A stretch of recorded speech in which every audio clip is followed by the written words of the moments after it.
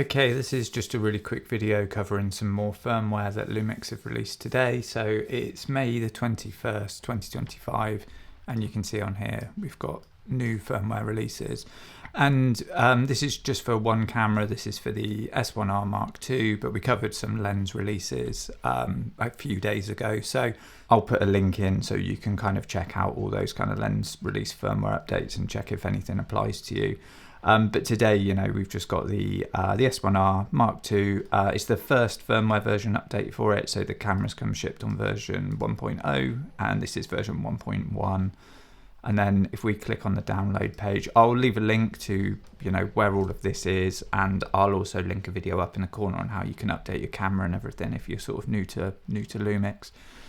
And you can kind of see here, if you click onto the download part, you can kind of see what's available in the new update. So we've got just the release notes here, so the date, the version, and then we've got 3 updates in there. So it says on there, there's rare cases where the camera would freeze after switching from shooting mode to playback mode.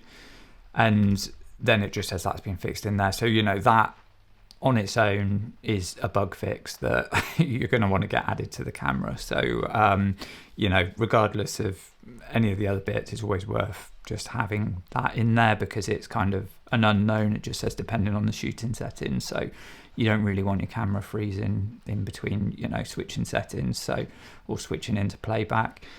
And then number 2, there's cases where their flickering dots would occur on the video recorded in ProRes RAW, depending on the shooting environment and subject. So that's, you've got now, I'm assuming because it doesn't say over HDMI, it's going to be the internal ProRes RAW. There was some kind of issue in that kind of codec. So it's obviously if you're using ProRes RAW, worth getting that done because, you might end up with kind of dots in the footage, so get that updated. And then number 3, you've just got the improved operational stability, and they're just all the little bug fixes and things that kind of happen in the background. So 100% if you've got yourself the S1R mkii, get yourself onto version 1.1 of the firmware.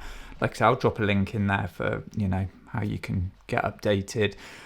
You'll also, if you hold out for a little bit, you'll also be able to update through there's a lot of Lumix apps now, but you should be able to get updated through Lumix Lab. Will be the latest one now, I think, for updating. It used to be Lumix Sync, but now for the 2R it should be through Lab. But if you want to get it updated now, obviously you can do it by downloading the file. And like I say, I'll leave a video for that if you're kind of new to doing firmware updates and things.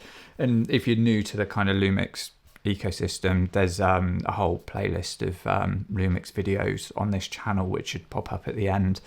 And there, I use the kind of GH cameras, so MFT line, but a lot of it crosses over to full frame. Most of the menus are the same, so there's a whole array of videos on there that you can kind of like look through, and hopefully some of that's helpful to you.